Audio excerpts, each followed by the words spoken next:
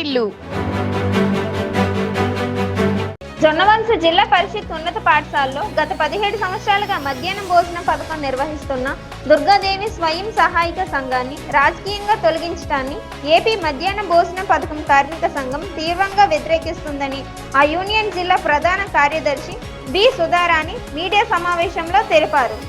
శనివారం ఉదయం స్థానిక ఎల్బీజీ భవన్లో ఏర్పాటు చేసిన మీడియా సమావేశంలో ఆమె మాట్లాడుతూ కూటమి ప్రభుత్వం అధికారంలోకి వస్తే ఉద్యోగ భద్రత ఉంటుందని, జీతం పెరుగుతుందని ఆశించామని, కానీ అందుకు భిన్నంగా ఇప్పటికే ఉన్నవారిని రాజకీయంగా తొలగించి జొన్నవలసలో కొత్త వారికి మధ్యాహ్న భోజన పథకాన్ని అప్పచెప్పడానికి తీవ్రంగా ఖండిస్తున్నామన్నారు. నగరం మండలం జొన్నవలస గ్రామంలో మధ్యాహ్న భోజన నిర్వాహకుల్ని హై స్కూల్ వాళ్ళు తొలగిస్తున్నామని 3 రోజుల క్రితం అక్కడ కమిటీ నిర్ణయం చేసింది.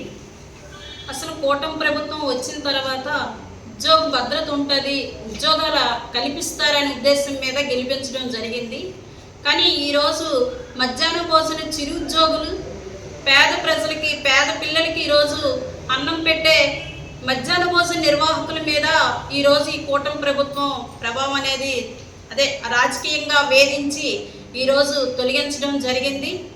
గత 17 సంవత్సరాల నుండి పిల్లలకి బిల్లులు రాకపోయినా, ఇంట్లో ఇబ్బందులు పడైనా సరే వాళ్ళ పుస్తకాలు తాకట్టు పెట్టి కూడా మధ్యాహ్న భోజన నిర్వాహకం అనేది హై స్కూల్ పిల్లలకి 400-500 మంది పిల్లలకి వండి పెడితే ఈరోజు 17 సంవత్సరాల తర్వాత మీరు సరిగా అన్నం ఉడకటం లేదు, మీరు సరిగా వంట చేయటం లేదు అని అవి అసలు వాళ్ళ పనికి, వాళ్ళు చెప్పిన దీనికి అసలు ఎక్కడ పొంతం లేదు.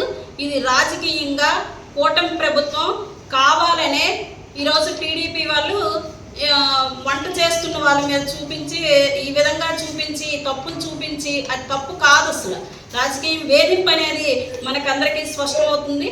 మేము అధికారులు కలిసినప్పుడు మేమేమి చేయలేమని ఈరోజు డిఈఓ గారు చేతులెత్తే పరిస్థితి. కాబట్టి ఇప్పుడు ఇంత ఇబ్బందులు పడి ఇన్ని సంవత్సరాలు పనిచేసి వంట చేసినప్పుడు బాగున్న భోజనము ఈరోజు కూటమి ప్రభుత్వం అధికారంలోకి వచ్చి వాళ్ళని వేసుకోవాలనే ఉద్దేశం మీద ఈరోజు వీళ్ళ మీద బురద జల్లి ఈ విధమైన ఆరోపణ చేస్తున్నారు. ఇది అసలు ఆరోపణ అనేది రుజువు కాలేదు, అది అసలు ఆరోపణే కాదు, రాజకీయ వేధింపు అనేది మనకి స్పష్టమవుతుంది.